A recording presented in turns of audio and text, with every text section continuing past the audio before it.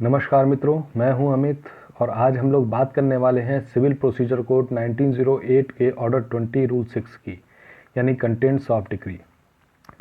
Contents of decree, इसमें decree में क्या क्या चीज़ें इंक्लूड की जाती हैं, कौन कौन सी चीज़ें होनी चाहिए डिक्री के अंदर, जो सिविल प्रोसीजर इस चीज़ को कोर्ट को बताता है। इससे पहले हम थोड़ा देखेंगे इसमें कि डिक्री की हमने डेफिनेशन, जैसे कि पार्ट 1 में मैंने इन सब चीज़ों को बताया था कि क्या क्या डिग्री होती है, इसकी डेफिनेशन क्या है, उसके पार्ट्स क्या क्या होते हैं, यानी कौन कौन से काइंड होती हैं डिग्री के, इस बारे में बात करते हैं। सबसे पहले एक केस में बताया था मैंने कि Deepchand versus land acquisition officer 1994 का केस में सुप्रीम कोर्ट ने बताया है कि डिग्री क्या है। The formal expression of an adjudication which so far as regards the court expressing it conclusively determine the rights of the parties with regard to all or any matters in the controversy in the suit। यानी इसमें सीधे सीधे simple तरीके से बताया है supreme court ने कि एक फॉर्मल एक्सप्रेशन है, एक एडजुडिकेशन होना चाहिए। एडजुडिकेशन का मतलब होता है न्यायिक निर्णय, और न्यायिक निर्णय कंक्लूसिव नेचर का होना चाहिए, यानी जो भी निर्णय हो वो फाइनल हो, यानी जितना भी आपने निर्णय लिया है, चाहे वो किसी भी मैटर में लिया हो या सभी मैटर में लिया हो, वो फाइनल होना चाहिए, क्रिस्टल क्लियर होना चाहिए। एक इसी तरीके से दूसरा केस हुआ था रथी नवल चेतियार वर्सेस वी श्रीरामन का 1999 में। इसमें एसेंशियल एलिमेंट्स के बारे में सुप्रीम कोर्ट ने बताया था कि कौन कौन से एसेंशियल एलिमेंट्स हैं डिक्री के अंदर, जैसे कि एडजुडिकेशन, फॉर्मल एक्सप्रेशन, सूट के अंदर कोई भी एडजुडिकेशन होगा, और कंक्लूसिव डिटर्मिनेशन होना चाहिए। इसमें फॉर्मल एक्सप्रेशन एक डिलीबरेट एक्सप्रेशन होना चाहिए और मैनर प्रोवाइडेड बाय लॉ होना चाहिए। यानी डिलीबरेट एक्सप्रेशन का मतलब ये हुआ कि जो भी विचार विमर्श के बाद निकल कर आए वो एक फॉर्मल एक्सप्रेशन के तौर पर हो, जैसा कि लॉ में बताया गया है। अब हम रुक करते हैं ऑर्डर 20 रूल 6 की तरफ। ऑर्डर 20 रूल 6 में क्या दे रखा है? Contents of decree. डिक्री में क्या क्या कंटेंट्स होगा? सब रूल 1 कहता है कि the decree shall agree with the judgment, यानी जो भी डिक्री होगी वो जजमेंट के तौर पर होगी, यानी जजमेंट के अनुरूप होगी, उसकी तरह से होगी। उसके अंदर क्या क्या चीज़ें कंटेन की जाएगी? It shall contain number of suit, जो भी नंबर ऑफ सूट होगा, 1 2 3 4 जो भी नंबर सूट उसमें कोर्ट में पंजीकृत किया होगा उसने। Name and description of the parties, जो भी नाम होंगे पार्टीज़ के, जैसे A versus B, D versus C, इस तरीके से जो भी पार्टीज़ के नाम होंगे। देयर रजिस्टर्ड एड्रेस, यानी जो भी उसके एड्रेस होंगे वो एड्रेस लिखे होंगे डिक्री के अंदर। पर्टिकुलर्स ऑफ द क्लेम, जो भी दोनों पार्टियों ने क्लेम किए होंगे या किसी एक पार्टी ने दूसरी पार्टी पर क्लेम किया होगा, वो क्लेम लिखा होगा। And shall specify clear the relief granted, और ये भी स्पेसिफाइड किया जाएगी कि कोर्ट ने उसमें कौन से रिलीफ को ग्रांट किया है। यानी बहुत सारे रिलीफ कभी कभी लोग मांगते हैं, उसमें से कुछ ही कोर्ट रिलीफ करता है, तो इसीलिए ये चीज़ इसमें लिखी होती है, स्पेसिफाई की होती है कि हम क्या रिलीफ दे रहे हैं। और कोई भी अदर डिटर्मिनेशन दे रखा हो, किसी तरीके का कोई अदर न्यायिक निर्णय हो, वो भी उसमें, या कोई निर्धारण किया हो, वो भी उसमें कंटेंट किया होता है। सेकेंड रूल कहता है, रूल 6 सब रूल 2 कहता है कि the decree shall also state the amount of cost incurred in the suit and by whom और out of what property and what proportion such cost to be paid. Means है कि the decree shall also state the amount of cost, जो भी खर्चा हुआ है decree के अंदर, जो भी सूट में खर्चा हुआ है वो खर्चा कोर्ट को बताया जाएगा कि किसी पार्टी के द्वारा कि हमने इस सूट में इतना खर्चा किया है। वो खर्चा कौन पूरा करेगा, किस प्रॉपर्टी से वो खर्चा पूरा किया जाएगा और किस प्रोपोर्शन से खर्चा पूरा किया जाएगा, ये भी डिक्री के अंदर लिखा होता है। उसके बाद सब रूल 3 कहता है द कोर्ट में direct that the cost payable to one party by the other shall be set off against any sum which admitted और found to be due from the former to latter. इसका ये मतलब है, इस चीज़ को एक example से समझते हैं कि किसी भी पेमेंट को सेट ऑफ कैसे किया जाता है। मान लीजिए कि आपने मुझसे 20 रुपये लिए, ठीक है, और मैंने आपसे 50 रुपये का कोई सामान ले लिया, ठीक है। इसके बाद क्या किया कि मैंने पेमेंट नहीं कर पाया, तो आपने मुझ पर सूट फाइल कर दिया कि 50 रुपये का इन्होंने मेरे से उधार लिया और मुझे वापस नहीं दिए। तो ऐसी कंडीशन में मैं भी एक ये बात प्रूफ अगर कर देता हूँ कोर्ट के अंदर कि मैंने इनको 20 रुपये उधार दिए थे, इन्होंने अभी तक वापस नहीं किए, तो ऐसी कंडीशन में उस 50 रुपये से वो 20 रुपये माइनस हो जाएंगे और अब मुझे सिर्फ 30 रुपये ही देने पड़ेंगे।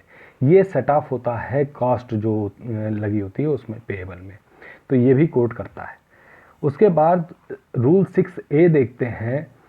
प्रिपरेशन ऑफ डिक्री क्या होता है? Every endeavour shall made to ensure that the decree is drawn up as expeditiously as possible and in any case within 15 days from the date on which the judgment is pronounce. इसका ये मतलब है कि कोई भी decree जो भी होगी इसमें एक सुनिश्चित प्रयास किया जाएगा कि जितनी जल्दी हो सके डिक्री को ड्रॉन अप करके पार्टीज को दे दिया जाए, और ऐसा अगर संभव नहीं हो पाता है तो जिस दिन से जजमेंट दिया जाता है उसके 15 दिन के अंदर पार्टीज को डिक्री दे दी जाती है। जो भी जजमेंट हुआ है उसमें 15 दिन के अंदर पार्टीज को डिक्री मिल जाती है।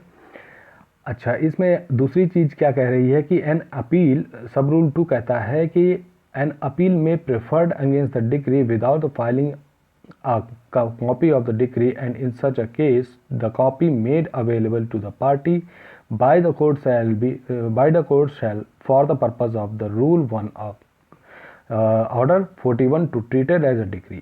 इतने बात का क्या मतलब है? इतनी बात का ये मतलब बताता है कि जैसे कि कोई कोर्ट जब जजमेंट प्रोनाउंस करता है और उसके बाद डिक्री पास होने तक की बात आती है, तो मान लीजिए डिक्री तुरंत तो तैयार नहीं हो जाती है, उसमें कुछ वक्त लगता है। उस वक्त के बीच में जैसे ही कोई जजमेंट प्रोनाउंस करेगा कोर्ट, उसके बाद वो जजमेंट की कॉपी दे देता है अगर कोई पार्टी आगे सुपीरियर कोर्ट में अपील करना चाहती है।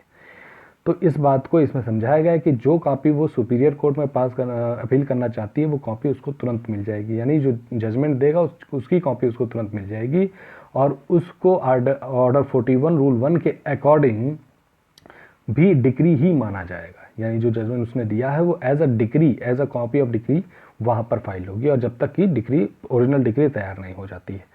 अगली बात ये कहता है but as soon as the decree is drawn the judgment shall cease to have effect of a decree for the purpose of execution और for any other purpose. That means कि अगर आगे अपील करता है और उस अपील को मंजूरी मिल जाती है तो जैसे ही वो जजमेंट दिया गया है वो वहीं पर सीज हो जाएगा और डिक्री का एग्जीक्यूशन वहीं पर रुक जाएगा। यानी आगे अपील करने पर जब तक कि उस अपील का, अब अगली अपील जो उसने करी है, जब तक कि उस अपील का रिजल्ट नहीं आ जाता ये डिक्री एग्जीक्यूशन नहीं की जाएगी, वहीं के वहीं स्थगित हो जाएगी, रुक जाएगी। उसके बाद रूल 6b क्या कहता है? Copies of judgment when to be made available. Where the judgment is pronounced, copies of the judgment shall be made available to the parties immediately after the pronouncement of the judgment for the preferring an appeal on payment of such charge as may be specified in the rule made by the High Court। That means इसका ये मतलब हुआ कि जब भी judgement pronounce किया जाएगा जो जजमेंट की कॉपी तुरंत के तुरंत अपील कर्ताओं को दे दिया जाएगा और साथ ही डिफेंडेंट जो भी होंगे, जो भी दोनों पार्टीज होंगी, उनको तुरंत दे दिया जाएगा। और उनको देने का जो मैनर है, जो भी तरीका है, वो हाई कोर्ट के अकॉर्डिंग रूलिंग जो हाई कोर्ट बताएगा, जिस तरीके से बताएगा उस तरीके से उसको प्रोवाइड कराया जाएगा।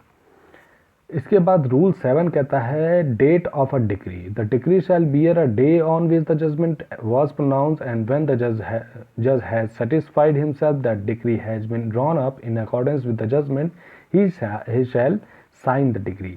दैट मीन्स व्हाट कि the decree shall bear the day, यानी जो भी जजमेंट दिया जाएगा उसका उस जजमेंट के अंदर तारीख लिखा जाएगा, उस डिक्री के अंदर तारीख लिखी जाएगी। और जब जज ये सेटिस्फाइड हो जाएगा कि मैंने जो जजमेंट दिया है उसी तरीके से डिक्री भी तैयार हुई है, यानी decree with accordance with the judgment, तो फिर वो उस पर साइन कर देगा और वो मान्य हो जाएगी। उसके बाद रूल 8 कहता है कि द प्रोसीजर वेयर द जज has vacated office before the signing decree. इसका क्या है? वेयर अ जज has vacated office after pronouncing judgment but without signing the decree, a decree drawn up in accordance with such judgment may be signed by his successor और if the court has ceased to exist by the judge of any court to which such court was subordinate।